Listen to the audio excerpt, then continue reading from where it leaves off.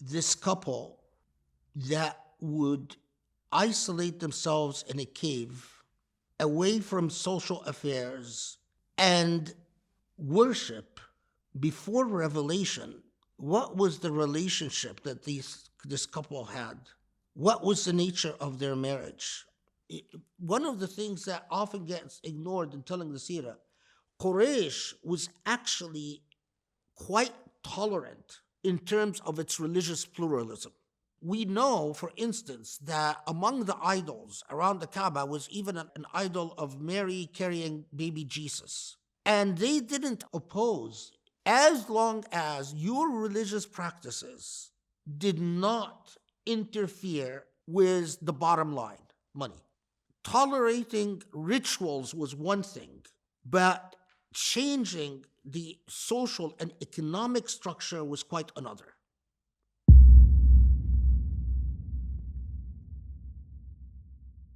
بسم الله الرحمن الرحيم. اللهم صل وسلم وبارك على محمد وآله وأصحابه يا رب العالمين. اللهم اشرح لي صدري ويسر لي أمري واحلل عقدة من لساني يفقهوا قولي. So, the beginning of the message is a critical moment because, as we said before, everything is built upon that. And there are so many nuggets you pause at that are worth reflecting upon, because they are these moments that you pause at are extremely telling about the nature of the message. Whenever, historically, you have to bear in mind that whenever historical narrative memorializes acts of heroism, especially warfare, the historical narrative then gets clouded and complicated because of the way that people remember and narrate warfare. It is the nature of narrating the history of warfare that you will find that these narrations, there are numerous exaggerations that take place. An entire, you can't call it process, but a dynamic by which politicized events, especially warfare, are told.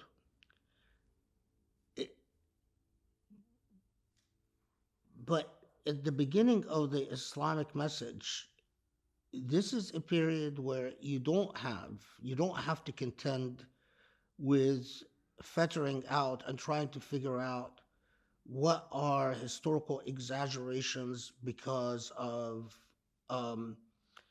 the way that history remembers and narrates warfare. And this gives us a very significant insight or an opportunity to understand what the role of the Islamic message in its very pristine moments, in these very early moments, was about. I think that the record is clear that there were considerable talk at the time about an awaited prophet. I do think that that part of the historical narrative gets exaggerated, so you will find numerous narratives that practically predict the prophecy of Muhammad ﷺ. The reliability of these narratives is problematic. but that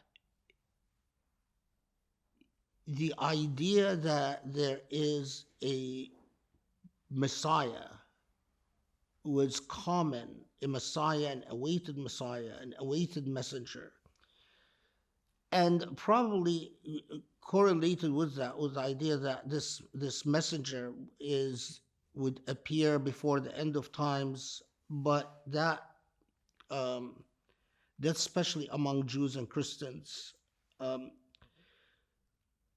but I think it was a part of what facilitated the prophecy of Muhammad والسلام, is the fact that people were already had attuned to the idea that there is an awaited prophet. Now, there are several things that I want to point out about the very first stages of the wahy and the message. So you do get, and we've talked about some examples of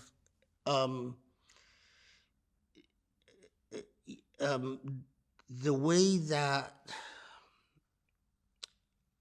unreliable reports creep into the telling of the beginning of the message. And we've talked about some of them already in the last halaqah.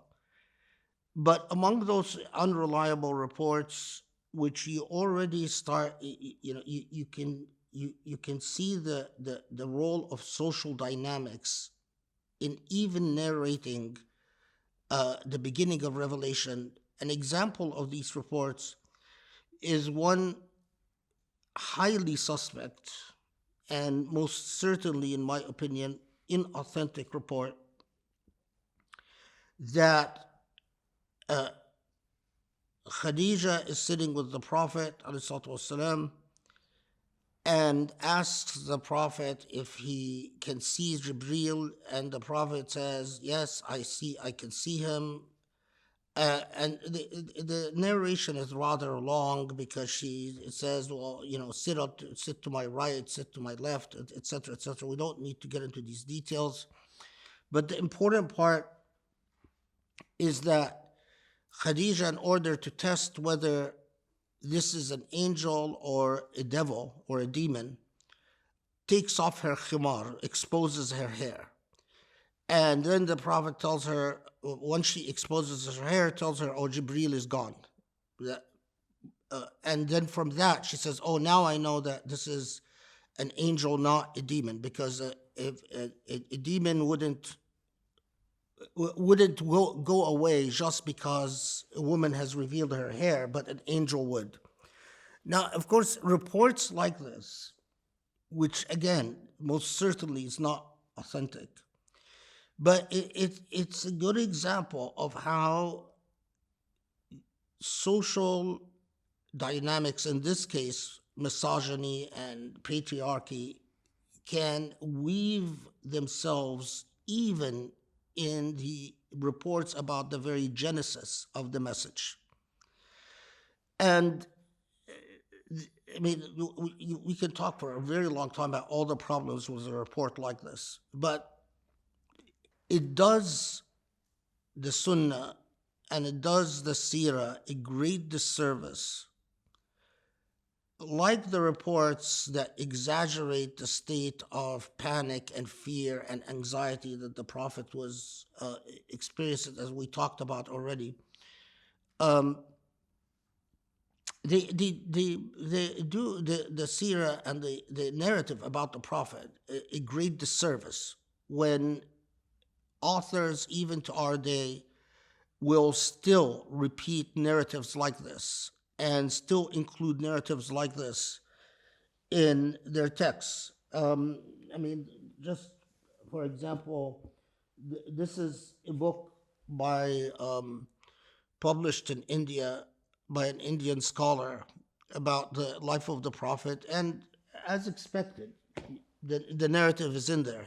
And in fact, most books of Sirah still include this narrative about Khadijah taking off her veil and showing her hair, and Gabriel going away because of it.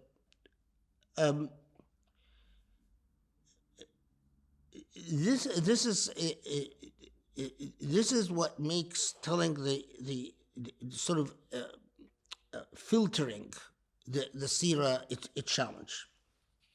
So that's an example of a problematic narrative. There are narratives that are quite fascinating that often get omitted from telling the Sirah, which have the opposite characteristics, meaning that they're probably authentic, but the reasons they are excluded or often not told is, again, one suspects that misogyny and patriarchy play a role. So, for instance, there are narratives that when the Prophet would go to Ghar Hira, go to the cave where he would worship, especially in Ramadan, the month of Ramadan, but generally,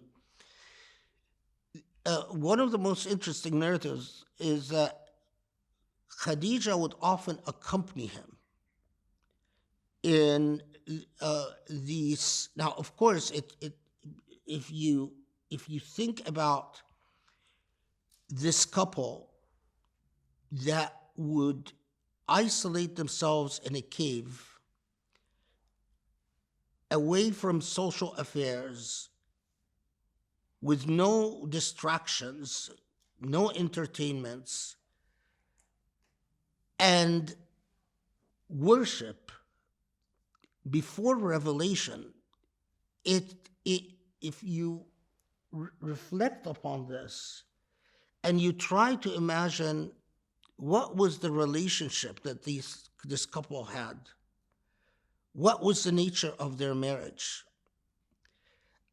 I would think that you need to have a very special spiritual connection to be able to go with your partner, isolate yourself in a cave, because you are engaging in ibadah, in dhikr, in worship.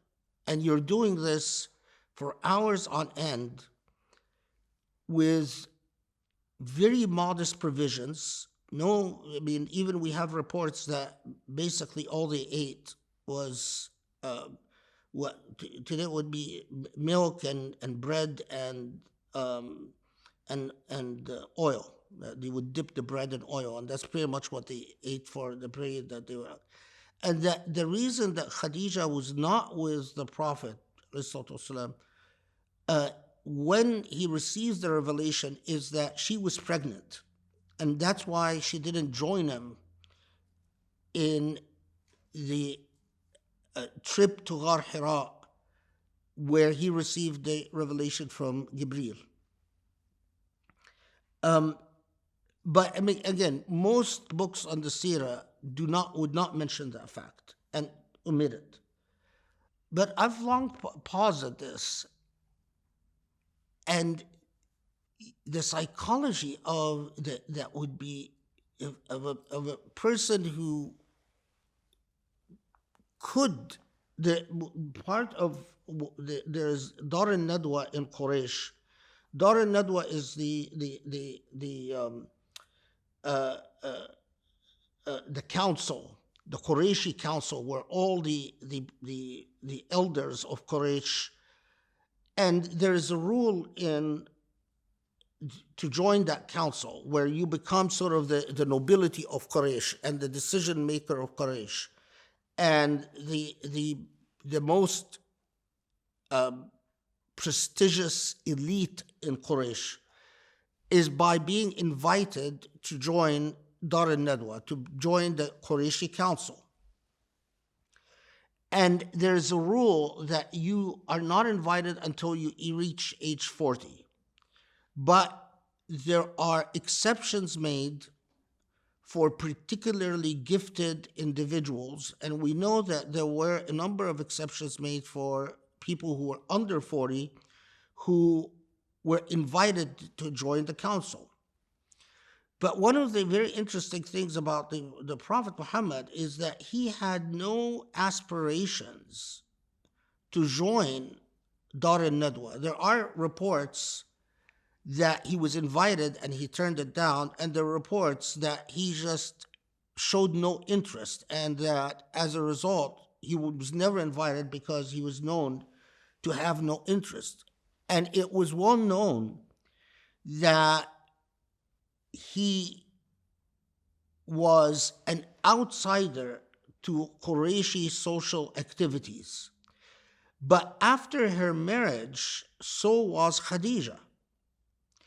And that their circle of, if you will, their social circle was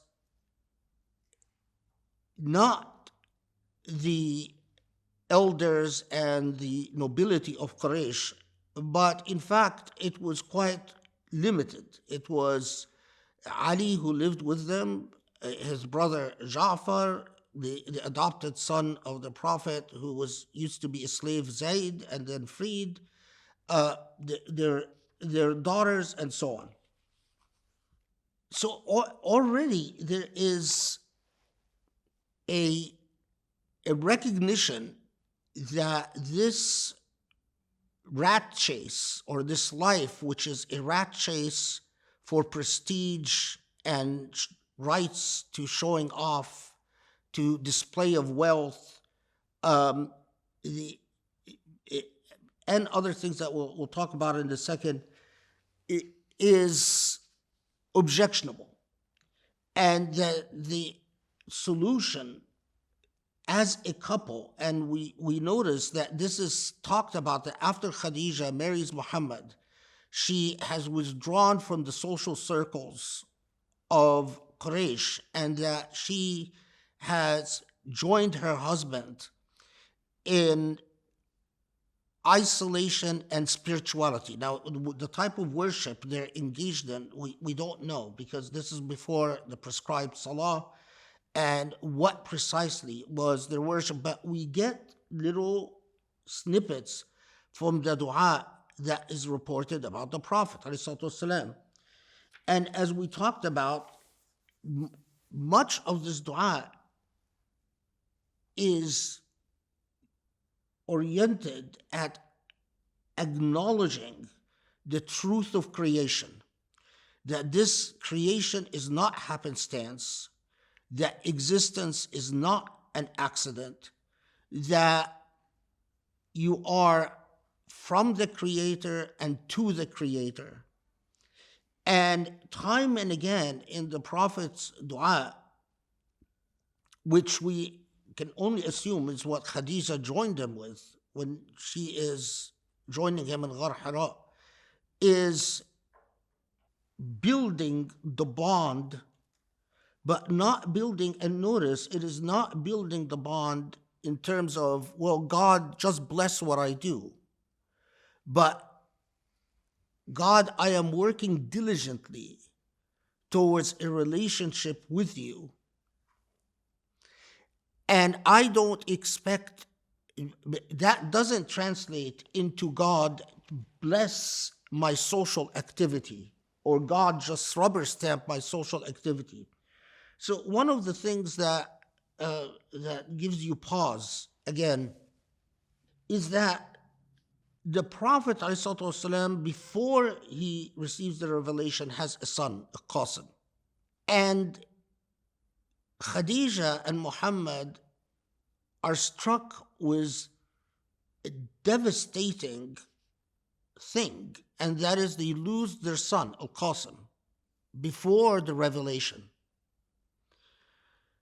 Now, again, if you apply the yardstick of thinking about them as human beings, as just like you, in every sense and in every way, just human like you, the loss of a son would for most people, would be taken as a sign of alienation, like basically that God has forsaken you, or God has betrayed you, or God didn't it has not honored you in some form.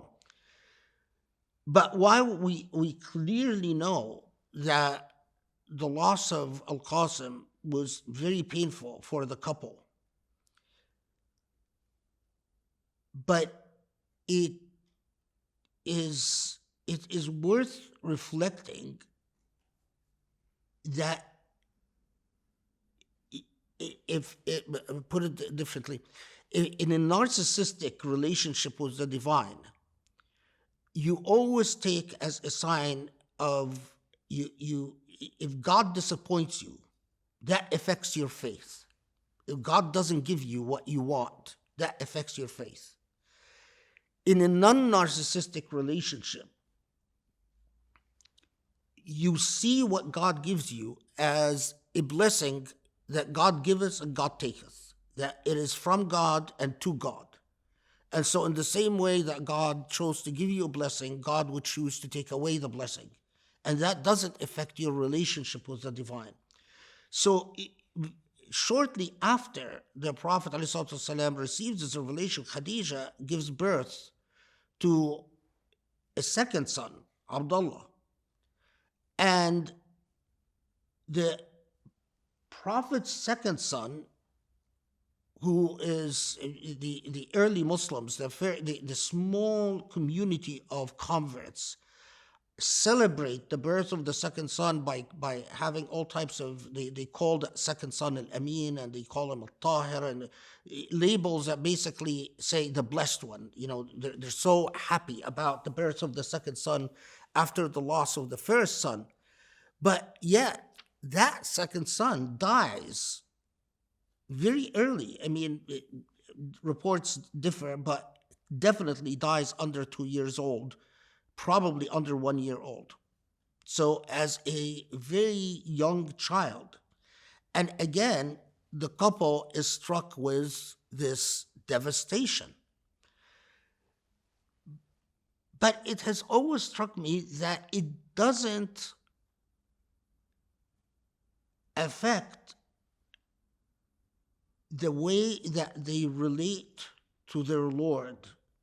It doesn't affect their Islamic activity, if you will. So when the loss of the second son is after the Prophet ﷺ receives the revelation. Now, there are things lost to history, like, and I hope this is not too much detail, but it is, if it's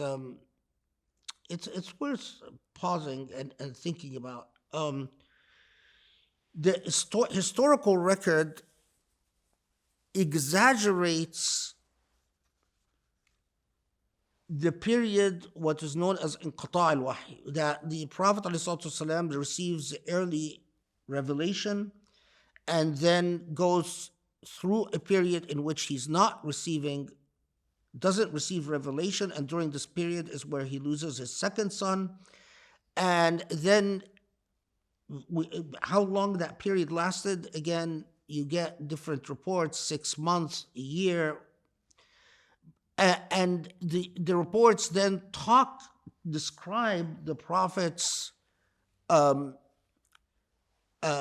angst and anxiety about the revelation not coming for this period of time until the revelation continues. And it continues with a very famous surah, وَالضُّحَى وَاللَّيْلِ إِذَا سَجَى مَا وَدَّعَكَ رَبُّكَ وَمَا قَلَى. That the beginning of Surah al-Duha is that God tells the Prophet, I have not abandoned you.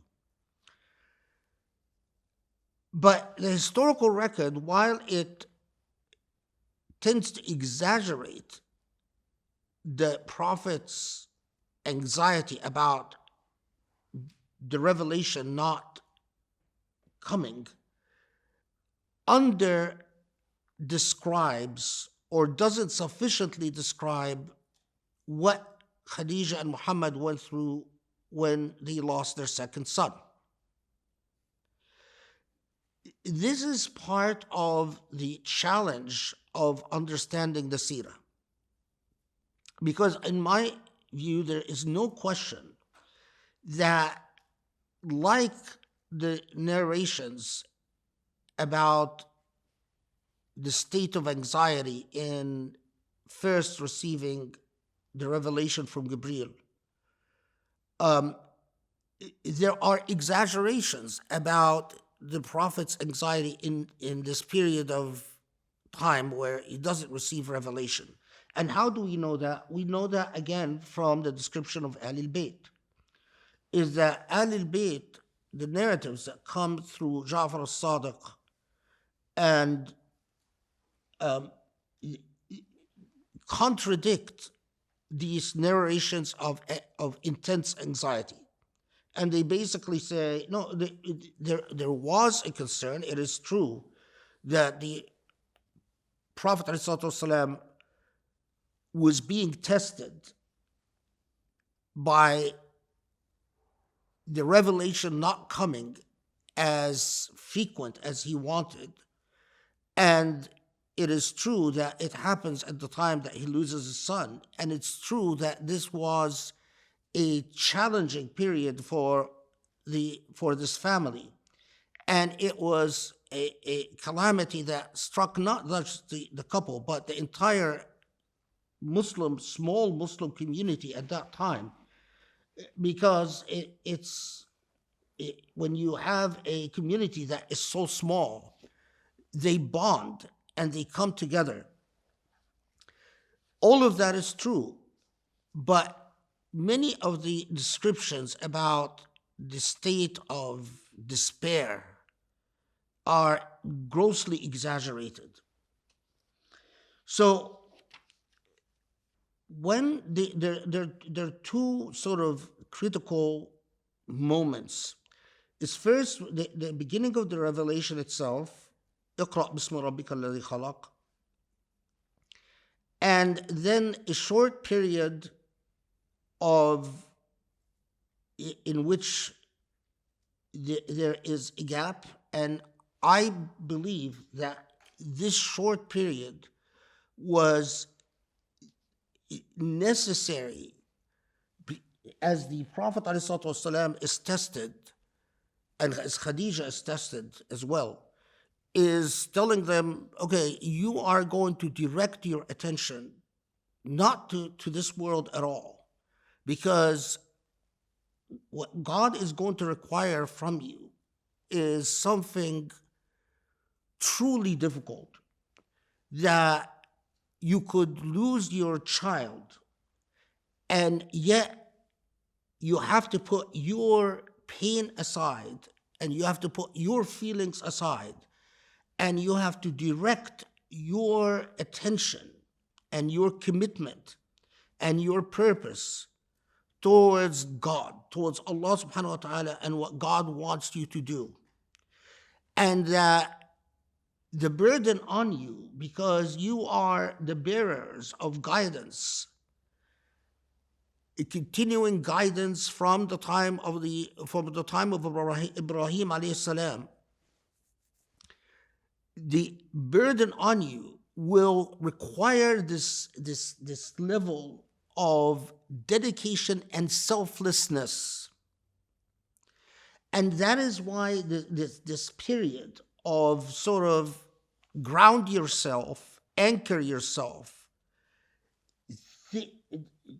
settle with the idea that now you are this awaited Messiah, this awaited prophet, who bears this burden of bringing guidance to humanity.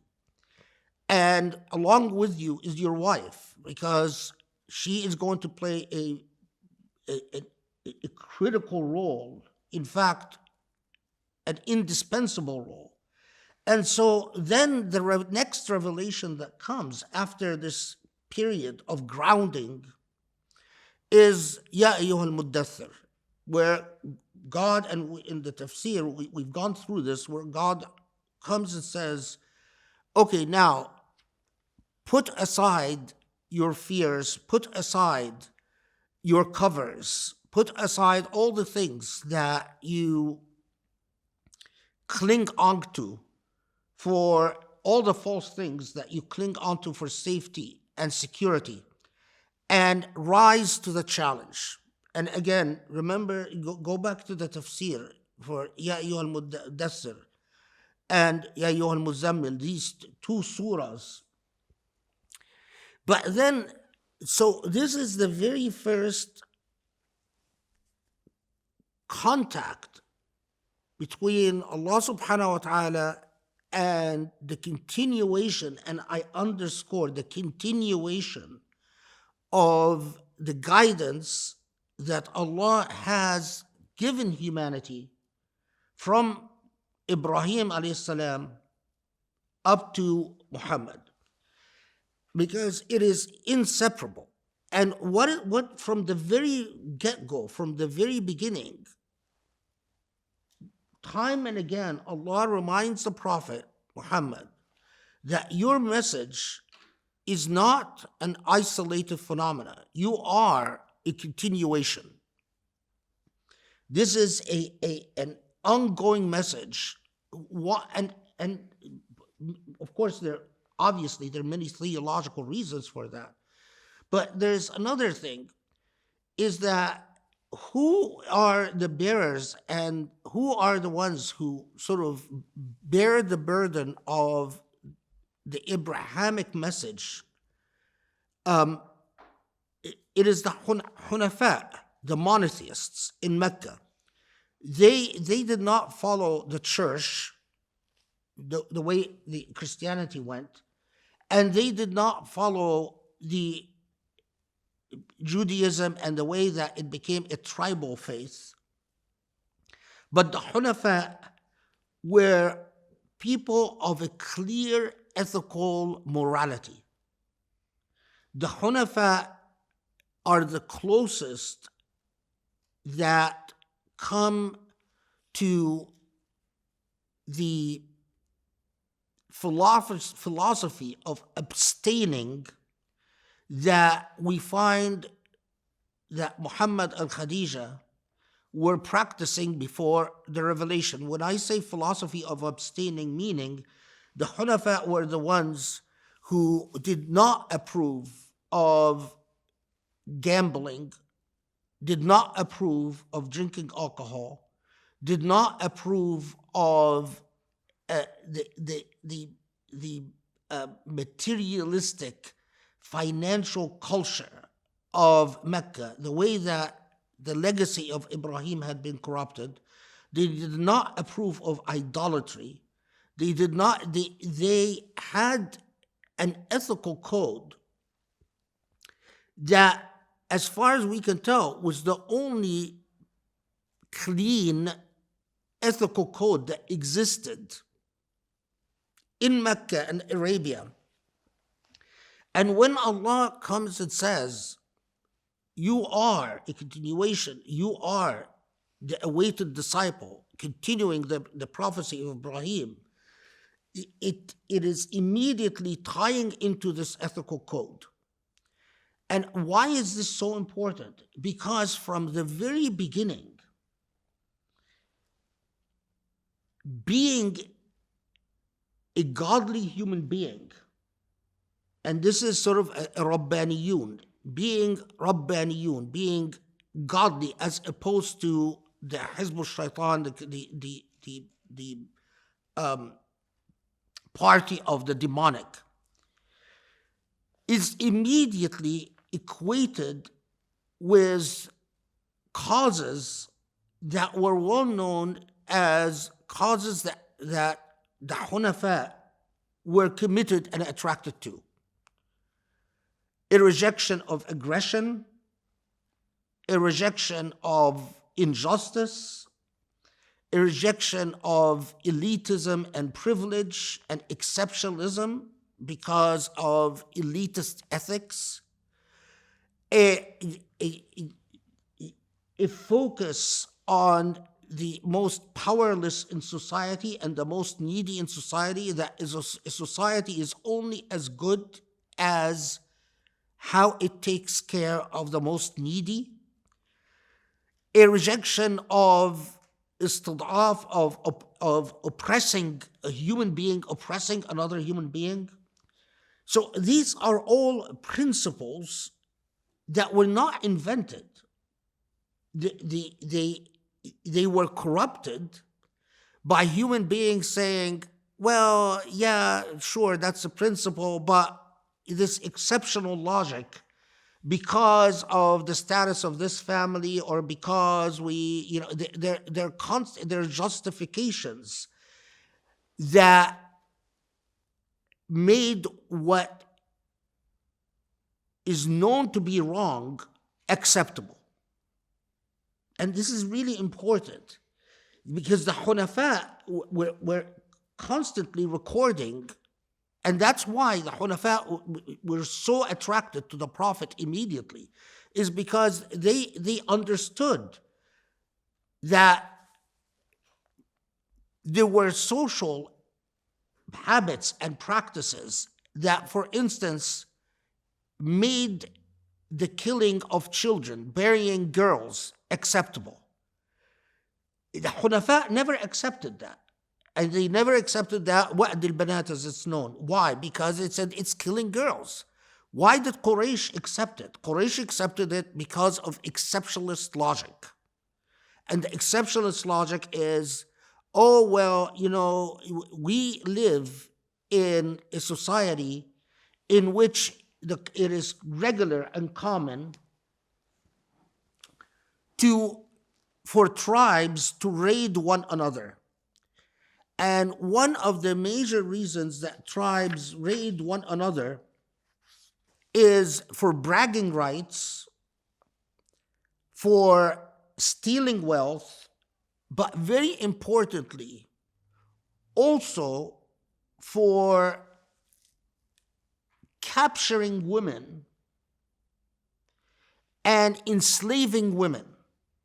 And so we know in pre-Islamic poetry, there are tons of poems in which basically one tribe is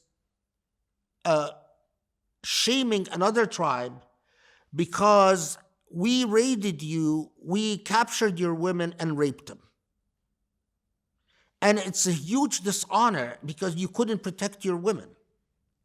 So we know, for instance, that there was one a very well-known figure in pre-Islamic history, a fellow called Urwa al-Sa'aliq, as he was known.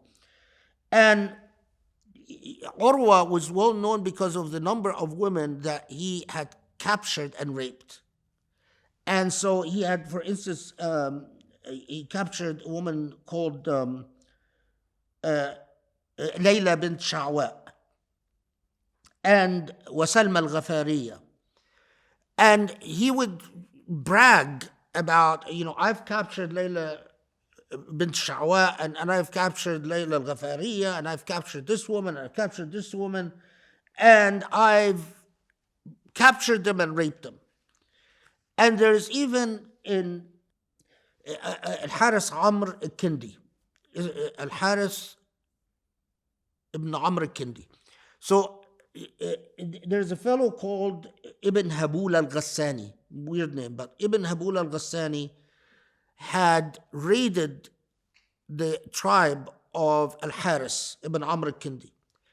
And Ibn Habula captured the wife of al-Haris. And he captured her only for al-Haris ibn Amr al-Kindi to go on a mission, and he kills Ibn Habula and he liberates his wife. But upon liberating his wife, he asks her, did he touch you? And she said, yes. But apparently she was pissed off at him because he didn't save her fast enough. So she said, yes, and he was more of a man than you. What does al-Haris ibn Amr do, he kills his wife. When she says that, he murders her. And this is memorialized in Arabic poetry. We know tons of stories like this. And so what do tribes who are unable to protect their women because they're not strong enough do? They kill them. And there was the belief that the idols, you appeal to the idols when you bury your little girl to replace, you're basically sacrificing the girl to the idols, and then the idols will compensate you with a boy. Boys don't, I mean, if they get captured, which they did, and they get enslaved, they become a mawla. And a mawla basically is like a worker. But you are entitled to prophet rights, to what that captive, the labor of that captive. There's an arrangement in pre-Islamic Arabia that when it comes to males, basically you get a captive labor force. But women, because of this sexual violation practice, which was quite common, there's this whole issue of dishonor upon the tribe. Now, notice all the exceptionalist logic before you get to social practices like this. So when the Hunafa would come and say, we don't approve, we don't approve of killing the girls, we don't approve of the practice of raiding and abducting wives from one tribe, raiding another, abducting one. They are objecting to an entire social structure. And when the Prophet Muhammad came, and from the very beginning, it aligned itself with the Hunafa, but even went further, because as we will see, it goes further in saying these conditions are not just wrong, but they will not stand. And when it said they will not stand, that one of the things that often gets ignored in telling the Sirah, Quraysh was actually quite tolerant in terms of its religious pluralism. We know, for instance, that among the idols around the Kaaba was even an idol of Mary, an idol of Mary carrying baby Jesus. And they didn't oppose all types of different faith and religions to come and worship at the Kaaba, as long as, and this is the big qualifier, as long as your religious practices did not interfere with the bottom line, the dollar, or I mean, not the dollar back then, the dirham, right? Money.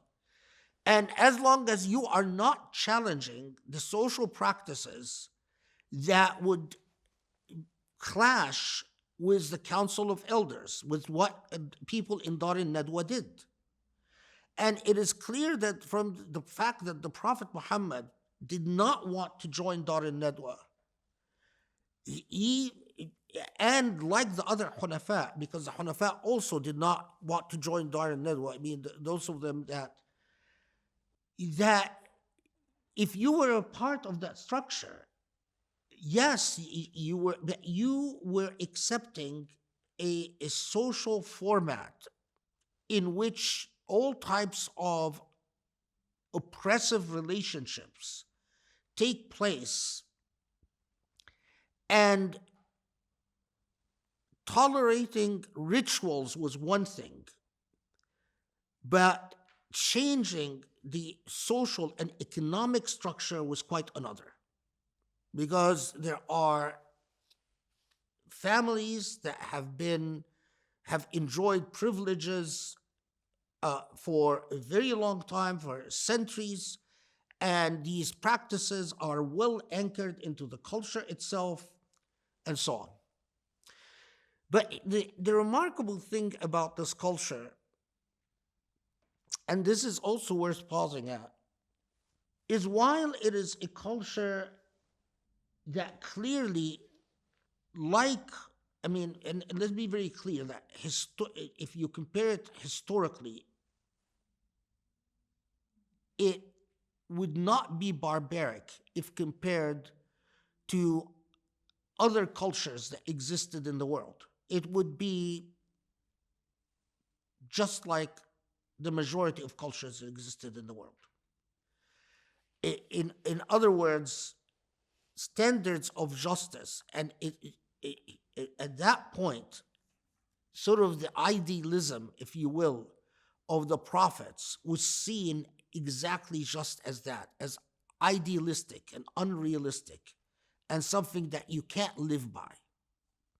And that was something that we would see clearly in the church in Byzantium, and that was something we clearly saw in Jewish law, the rabbinic law at the time, and it was something that we clearly saw in the practices of Mecca and Medina, and we saw in the Persian Empire, and we saw wherever you turned in the world, that was that notion that those people that came speaking about a God, and a God that wants these standards, things like speak the truth, or honor your parents, or, and we'll talk about that, or your neighbors have rights. They were seen as idealistic and unrealistic, and therefore to be safely ignored. And you could admire a hermit, a Hanif, that becomes a hermit, and say, oh yeah, this is the person that wants to live according to these ideals. And so they live in isolation and live alone, away from society. That's acceptable. That was okay.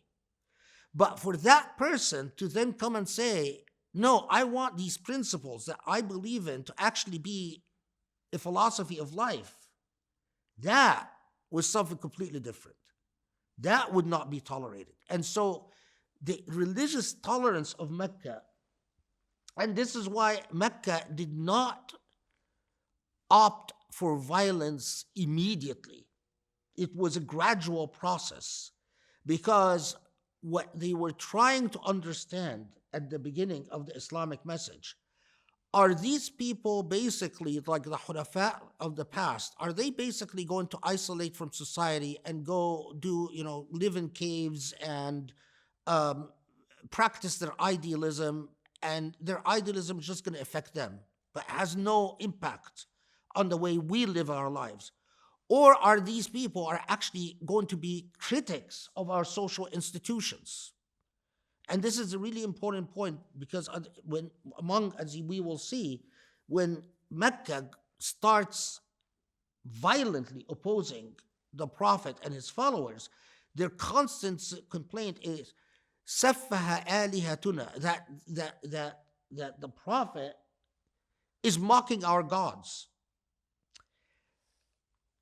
But mockery of gods never bothered Mecca before. They knew that there were Jews, there were Christians, there were Hunafa that would say, what is this? You're worshiping Na'ilah. Na'ilah is just nothing. They knew that. That's not new. This was a code. When they say that they're mocking our gods, it was a code to, they're mocking our social institutions. They're mocking our practices. So when the Quran came and prohibited or said that wa'd al-banat, burying girls, is haram, and that you're going to go to hell for it,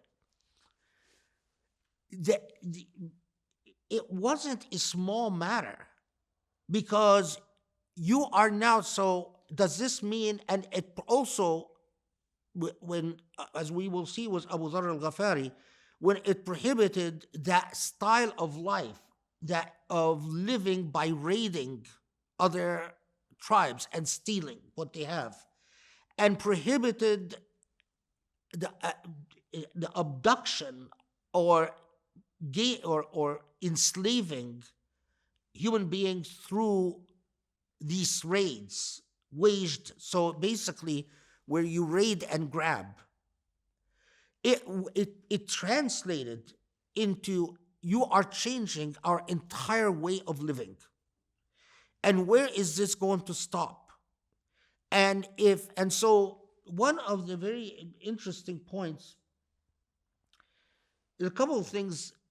One, when the Prophet ﷺ began his message, he didn't, the first people he invited to Islam, in the first 3 years, none of them were among the nobility of Mecca.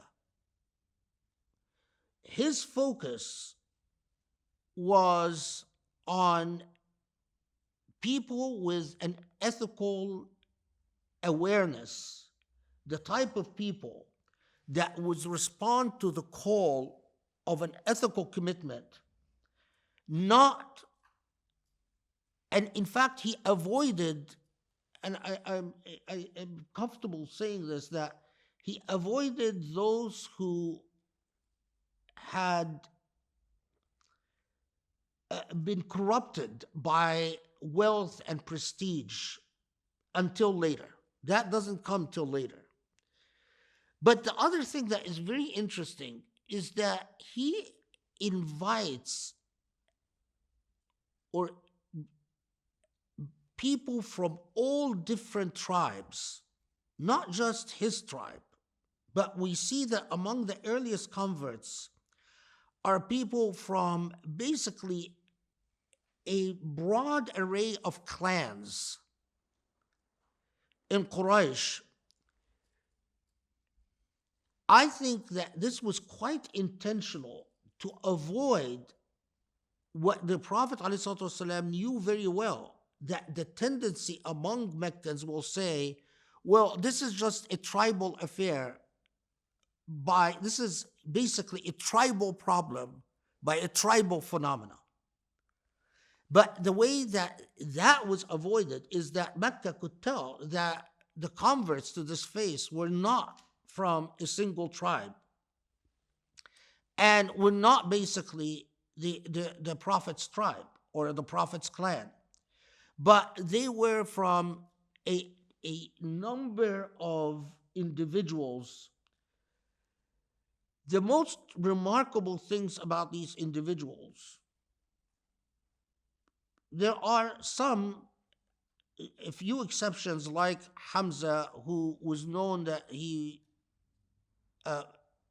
did, before he became Muslim, that he would go to the nightclubs and drink and have fun with prostitutes and so on. But actually, most of the converts were already people that you could tell were not self-indulgent.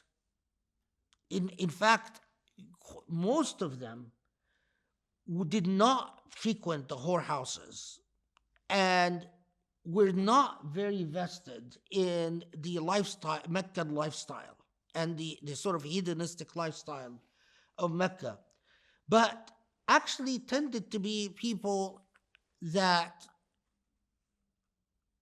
had a strong sense, and this is really, of honoring the word. And as we'll see, we'll talk about it in a little bit in more detail. What I mean by this, one of the most striking things, as we will see, is that you have people invited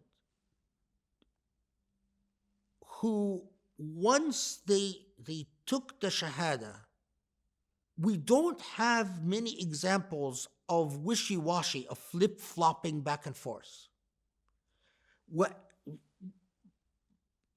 what would not be surprising is that you have someone who would take the Shahada, and then once they start confronting hardship, they would uh, basically, uh, ignore the fact that they took the Shahada, or basically, say, so what? Okay, fine. But what is really striking, and we'll talk about examples of this, what's really striking is that they tended to be people that once they made the commitment, it was a matter of honor that they couldn't go back on the commitment.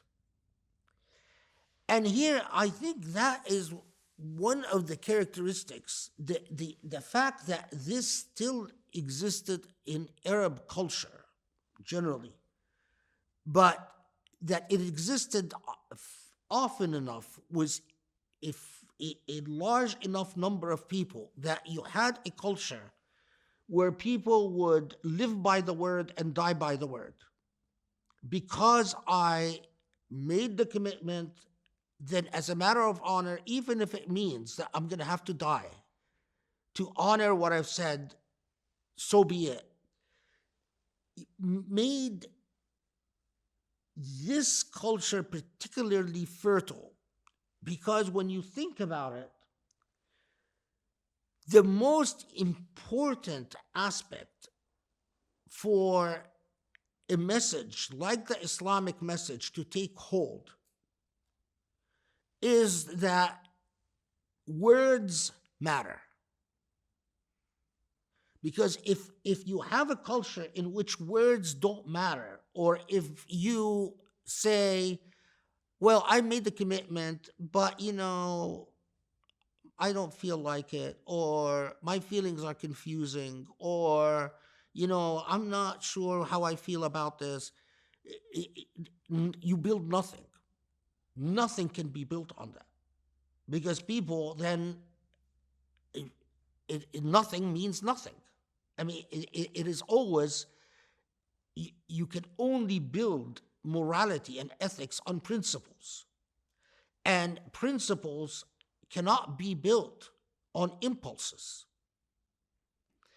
And so when the Quran comes and tells you, for instance, look at just when it tells you that your salvation is fakku raqaba. This is two words, fak raqaba, right? Two words. Now, if words don't matter, and in fact, indeed, in the cultures we grew up in, two words would hardly matter. To tell people, oh, your salvation is to liberate, literally, fakku raqaba is to liberate someone from the shackles of bondage, whether this bondage is slavery or other forms of oppression.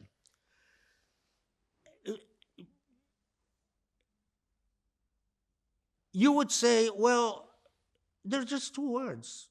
They weren't, you didn't give me a lecture about it.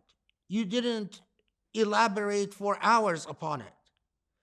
But in a dynamic in which words matter, fakku raqaba, these two words, when taken seriously, become a revolution, become an entire revolution. Because you understand that in order for me to attain salvation, I must liberate people from bondage. Your whole trajectory in life has been altered. Or when it comes and says to you repeatedly that, or when Allah comes and talks to the Prophet and says, I have not abandoned you. In fact, I am with you, I have honored you. Okay, so what do you, okay, thank you, God. But then God tells you, as a result, what follows from that is أما السائل فلا تنهر وأما اليتيم فلا تقهر, that you must treat those who are in need and those who are making demands upon you because they are in need, not just people who are in need and sitting politely minding their own business. A sa'il is someone who comes to you and is actually asking you. And Allah says, well, I haven't abandoned you, I've been kind to you. So what follows from that is that you in turn must be kind to those who come to you and are making demands because they have needs. And what follows from the fact that I haven't abandoned you and I have been kind to you is you must take care of the orphan. Now, you ponder, life is moments, you must ponder moments. So I know of a family that suddenly lost, it's a woman that has 3 children, suddenly the father died. And the 3 children have become orphans. And my brother is helping this family, and the family constantly complains that the local mosque has not been helping them.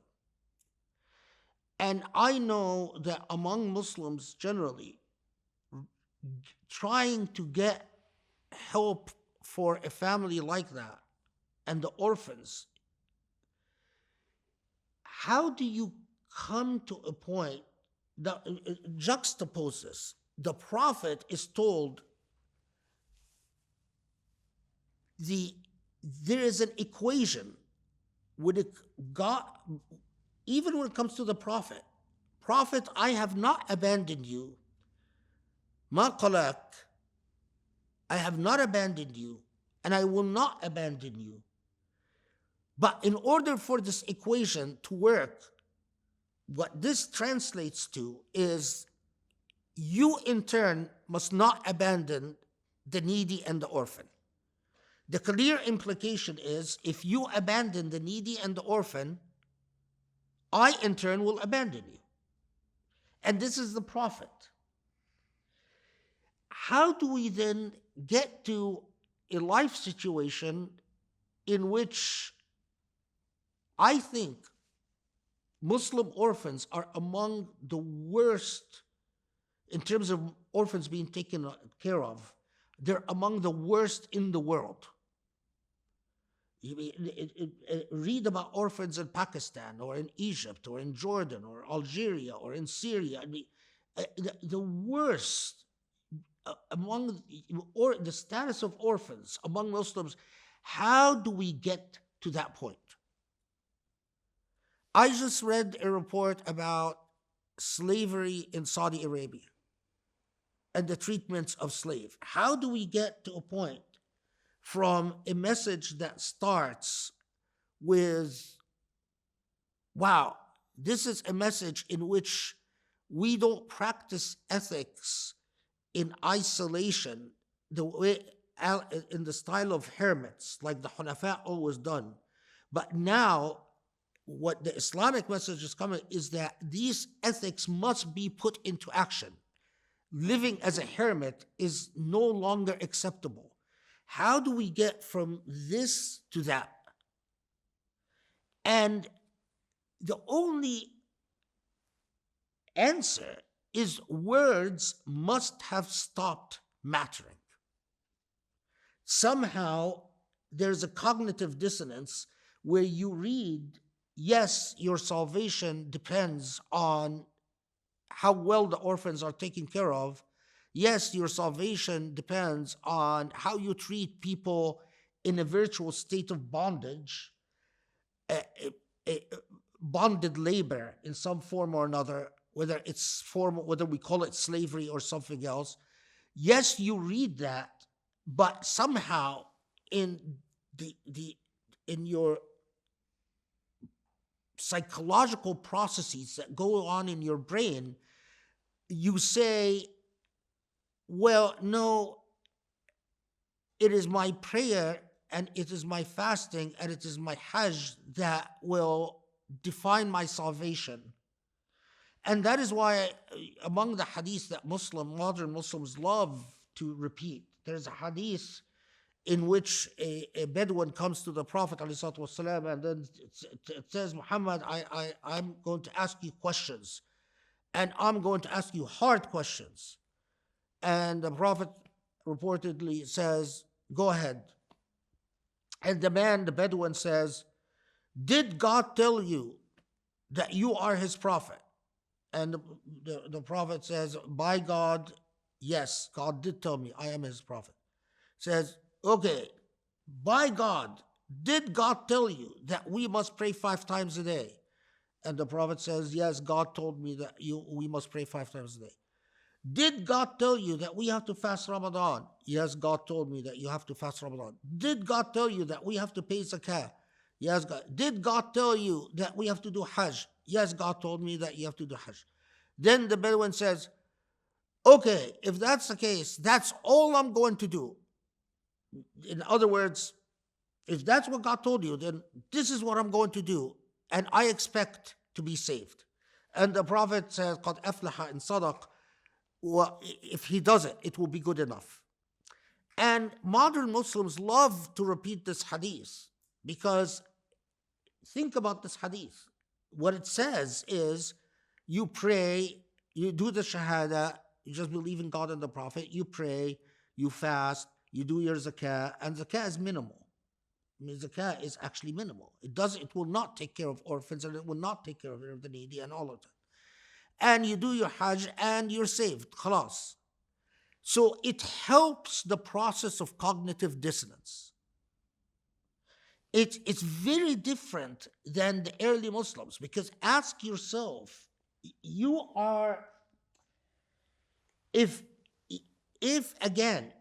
the early Muslims, if following Muhammad would not affect the lifestyle of the Meccans, if it had no social consequences, then the Meccans, they were masters for centuries. They've been practicing the art of tolerance and profit. We tolerate all types of religious practices and we make money. We all are welcome. And we have so many reports about how tolerant they were and how they would just say, okay, but you can't bring your own water. You have to drink the water of Zamzam, for instance. Or you have to use these bathhouses. If you can worship the way you want, but when it comes to cleaning, these are the bathhouses you're going to use. And so there are charges for the bathhouses. Now, so that is a very important element. And when the reason that, as we will see, there's a clash with the followers of Muhammad is that they were changing that equation. They were not about, I'm going to just go in worship my God in the way is fit for me and mind my own business. And that is why among the basic complaints, when they go to Abu Talib, the Prophet's uncle, and they say, you've got to stop your nephew, it's not just that they say he insults our idols. What do they say? He causes social friction. He is causing problems between a father and a son, and a slave and a master. In other words, he's disrupting the lifestyle. And that is when Abu Lahab, as we will see, one of the complaints of Abu Lahab, he says, listen, if we don't put a stop to Muhammad, all the Arabs are going to fight us. Are the Arabs going to fight Mecca because Mecca worships Allah? No. Because Allah was being worshipped in Mecca for centuries. All the Arabs are going to fight us because because they pray 5 times a day? No. There were rituals performed around the Kaaba of all sorts for centuries. What Abu Lahab is saying, the Arabs are going to fight us because we are changing, these people are changing the social dynamics. They are coming in and basically saying, our way of life is wrong and must be changed. So we talked about social raiding and the practice of abducting women and raping women and so on. But there is another aspect to Meccan life that you can see how the Islamic message comes and thoroughly disrupts it. One of the things that we notice among the practice in Mecca, we know that there are a lot of prostitution houses. The prostitution houses were known as the houses of red flags, al-Rayat al-Humr. Red flags because a prostitute would, the prostitution place would raise a red flag, and that means we're open for business. Now, we know quite a few of the prostitutes, of the famous prostitutes of Mecca. Like Surayfa, Jariyat Zam'a ibn al-Aswad, Anaq, فرس جارية هشام ابن ربيعة، عليط جارية صفوان ابن أمية، وجنة قبطية جارية العاص بن وائل، ماريا جارية مالك بن عميلة، حلالة جارية سهيل بن عمر، سويد جارية عمرو بن عثمان, and so on and so forth. Now, all of these prostitutes, those who know Arabic will notice that I kept saying the name of the prostitute and that she is jariyat such and such. Jariyat means owned by such and such, slave of such and such. This gives us another understanding of the social dynamics in Mecca. Prostitution and slavery were, many of the women that were enslaved and held as captive were prostituted by their owners. So their owners would make money off them. And so we know that many of the nobility in Mecca owned slaves and owned them and prostituted them as money-making ventures. And that was all part of the importation of alcohol into Mecca. Mecca didn't manufacture much of its alcohol. It imported its alcohol from Iraq and Yemen and Persia and Palestine. And of course, it was different. There's a lot about the quality of the alcohol and how expensive it was and all of that. And the whorehouses and now, when one of the things that is quite striking, that even before the prohibition of alcohol, the Prophet didn't drink, and the early Muslims, even among the earliest, first 3 years, there is clearly a discouragement of drinking and a prohibition against whoring, against going to the whorehouses. And soon, within the Islamic message, is a prohibition against prostituting women who are within your captive status. And that's a big question because, again, as I said before, the word slavery doesn't translate well because the legal institutions between master and the person within their mawla, within their authority, were complicated. And they were not like chattel slavery that we know through U.S. history. But that is an entire disruption because Mecca lived off its ability to provide entertainment to visitors.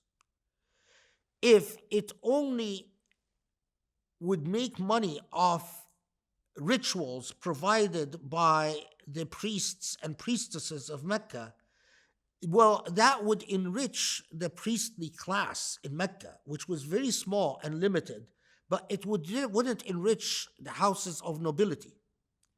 The houses of nobility, yes, they traded with Yemen and Syria and so on and so forth, but service industry was very important to the most powerful families, and the wealth of people like Abu Lahab or Abu Sufyan was very much tied to the ability to provide the service industry. And what the path of Muhammad represented was a disruption, a complete disruption of this entire dynamic.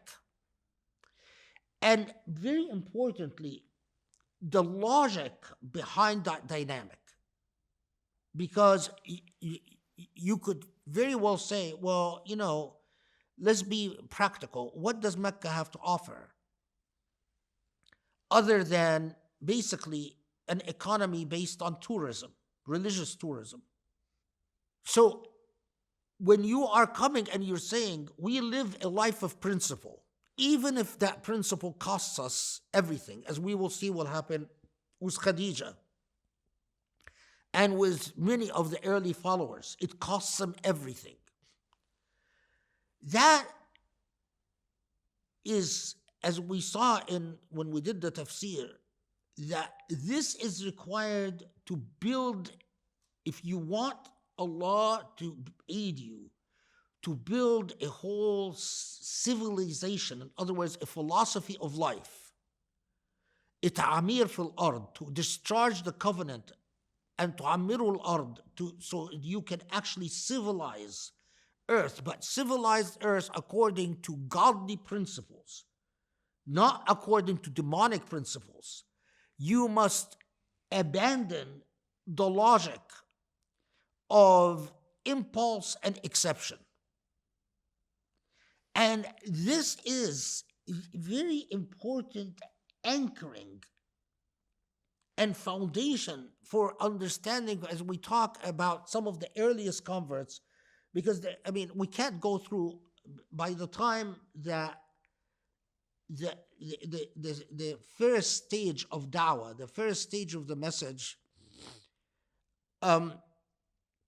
which lasted about 3 years, the converts range from 30 to 60. We get different reports, but of course we can't go through but we can take examples of some of the earliest converts and what they represented, so we can understand that very first surah of revelation and how it was talking to people and how they were reacting to this revelation and receiving this revelation, and how it was transforming their lives in turn.